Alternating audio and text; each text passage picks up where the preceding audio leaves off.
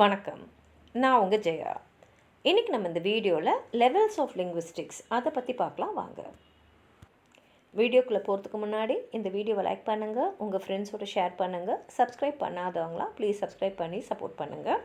இந்த வீடியோவில் நம்ம லிங்குவிஸ்டிக் அனலைசிஸில் லெவல்ஸ் ஆஃப் லிங்குவிஸ்டிக்ஸை பற்றி பார்க்கலாம். இப்போ ஒரு லாங்குவேஜோட ஆக்டிவிட்டின்னு பார்த்திங்கன்னா அதில் 3 லெவல் இருக்குது. ஒன்று சப்ஸ்டன்ஸ், அப்புறம் ஃபார்ம், அப்புறம் கான்டெக்ஸ்ட்டு. சப்ஸ்டன்ஸ்னால் நம்ம பேசுகிறதோ நம்ம எழுதுறது தான். இப்போ அதை ஃபோனிக்னு சொல்லலாம். ஆடிஷனை நம்ம காதால் கேட்குறோம். அடுத்தது கிராஃபிக், அதாவது கண்ணால் பார்க்குறோம் இல்லைனா எழுதுகிறோம். அடுத்தது ஃபார்ம் அதோட இன்டர்னல் ஸ்ட்ரக்சர். இது இலக்கணமும் வரும். லெக்ஸஸ்னால் ஒரு மொழியில் இருக்கக்கூடிய எல்லா சொற்களும் இந்த லெக்ஸஸ்ன்னுவோம். கான்டெக்ஸ்ட் என்னென்னா இந்த ஃபார்முக்கும் சிச்சுவேஷனுக்கும் இருக்கிற அந்த ரிலேஷன்ஷிப்பு.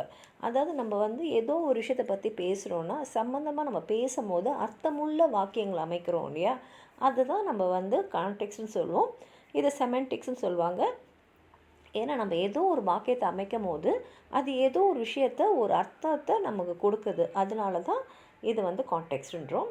இப்போ லிங்குவிஸ்டிக் அனலைசிஸ்ன்னு பார்த்திங்கன்னா ஒரு அறிவியல் அனலைசிஸ் மாதிரி தான். என்னென்னா லிங்குவிஸ்டிக் அனலைசிஸில் நம்ம ஒரு மொழியை ஆய்வு செய்கிறோம். இதிலே பார்த்திங்கன்னா 5 மெயின் பிரான்ச்சஸ் இருக்குது. Phonology, morphology, syntax, semantics, ப்ராக்மேட்டிக்ஸு.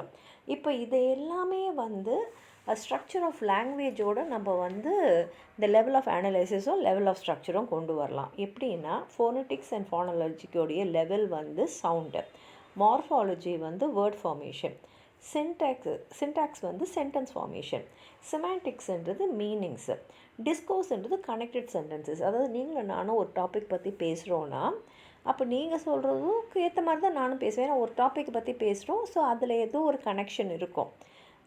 நம்ம டாபிக் மாற்றுற வரைக்கும் அந்த மாதிரி தான் நம்ம பேசின்னு இருப்போம். அதுதான் டிஸ்கோர்ஸ்ன்னு சொல்லுவோம்.